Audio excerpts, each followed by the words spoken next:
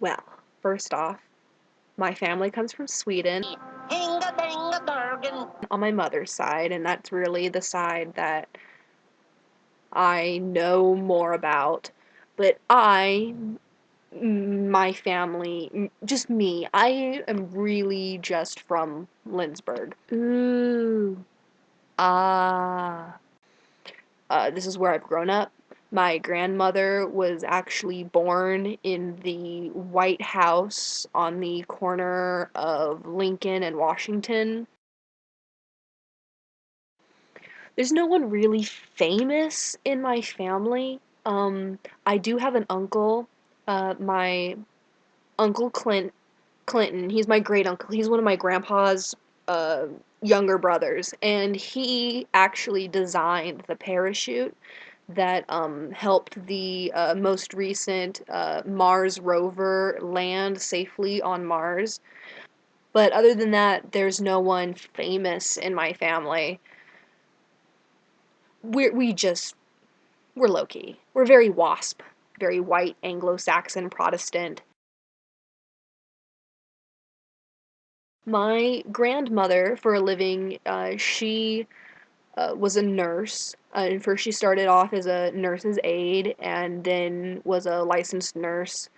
And eventually, she was actually teaching nursing at Marymount. It's a college that ended up going under in Salina on the hills, among other nursing stuff she did. She was a very industrious lady and very thrifty, and she managed to put her husband, my grandpa, he was a pastor, but he wanted to go back to school so that he could become a teaching pastor. So he could get his doctorate and his master's and his doctorate. Which he later used to become a professor, and some of you may have had him these past couple of years in world religions. That was my grandpa, Professor Ekstrom, Dr. Ekstrom. He's my grandpa. And now he's in semi-retirement, which means that he just tells people he's retired when really he's just as busy as ever. I talk to him every day almost about philosophy and things that are going on and things that bother me about the world and about my life. We have the same speech patterns, I should say. We both ramble and we both digress.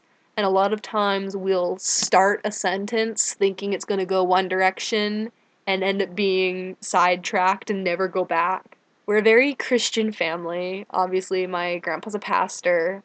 We're not in your face Christian. We're kind of more along the lines of to each their own. Belief is usually a really personal view for us. Almost everyone in our family holds a different set of beliefs on everything. The belief system in my family is that you need to sort of educate yourself on whatever the topic is and decide what you feel is the right answer, no matter what anyone else thinks, just what feels right to you. And as you continue to live and continue to get more information about your life and the world and how all these things interact together, you're kind of encouraged to occasionally reevaluate your beliefs, just to make sure that you still believe them and they still feel true, or you haven't changed your mind when you weren't looking. My mother is very much like me. I'm very much like my mother. I learned a lot of my humor. I got a lot of my humor from my mother, and my mother has a lot of similar humor as my father, and I got a lot of my humor from him. The family's humor is really this sort of dry sarcasm. I call it the game of bullshit. You tell somebody something that is obviously not true in a way of a tone of voice that is trying to make them believe that it's true. So it's can their brain figure out what your tone isn't telling them? And my father invented the game. For example, is my father, right? right here.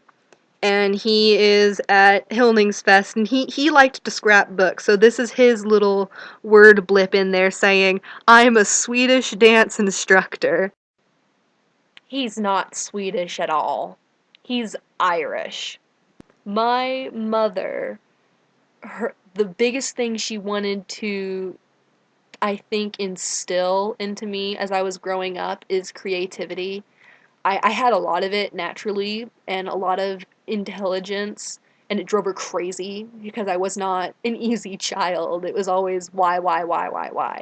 But my mother wanted to instill in me that it was okay to ask why, even though at times it would annoy her and get her frustrated.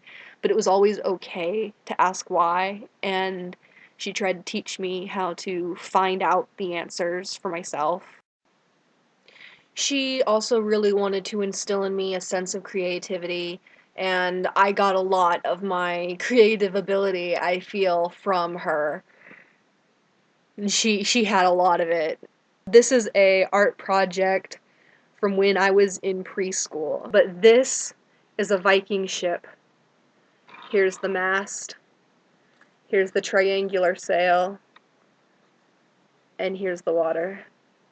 And my mother has kept this. Here's the bow of the ship. My mother has kept this all these years, and it shows how encouraging my mother was in anything, any creative endeavor that I came up with. One of the traditions my family holds is after church every Sunday, we would all go home and we would have Swedish pancakes. And I've had some Swedish pancakes in restaurants and at other things where they say it's officially Swedish pancakes. It's not. Not a Swedish restaurant, obviously, because they would have made it right. But and at Swedish Pancake Feed, we would talk about the sermon, and the grown-ups would talk, and when me and Michelle were old enough, we would chime in, and we would talk about the sermon and life and what was happening that week, and we would just talk. Everyone catch up and eat Swedish pancakes. And it was really, really nice. So this is my family in a nutshell, where we have a lot of smart people in my family, and we have a lot of funny people in my family, and a lot of creative people in my family. And we're all very, very Swedish, at least on my mother's side.